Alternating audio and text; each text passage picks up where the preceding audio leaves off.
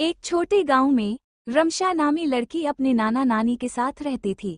गांव के लोग एक पुराने खाली मकान के बारे में कहते थे कि वहां रात के वक्त कुछ होता है। रमशा को हमेशा वो मकान तजस्सुस में मुब्तला कर देता। एक दिन उसने फैसला किया कि वो खुद देखेगी कि वहां क्या है। रात के 12 बजे वो चुपके से उठकर उस मकान की तरफ निकल गई। जैसे ही वो अंदर दाखिल हुई, दरवाज़ा खुद बंद हो गया। अचानक उसे दीवारों पर साए हरकत करते नजर आने लगे।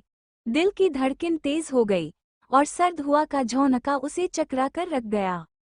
एक कोने में उसे एक पुराना आईना नजर आया। जब उसने आईने में देखा तो वहां अपनी शक्ल के बजाय एक सियाह साया नजर आया।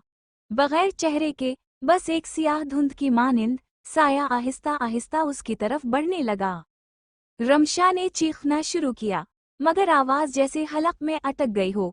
फिर अचानक सब कुछ अंधेरे में डूब गया। अगली सुबह गांव वालों को रमशा उस खाली मकान के बाहर बेहोश मिली। उसकी आंखें खली थीं, मगर वो कुछ बोल नहीं पा रही थी। आज भी वो मकान बंद पड़ा है और लोग कहते हैं कि जो अंदर जाता है उसका एक हिस्सा वो साया अपने साथ ले जाता है।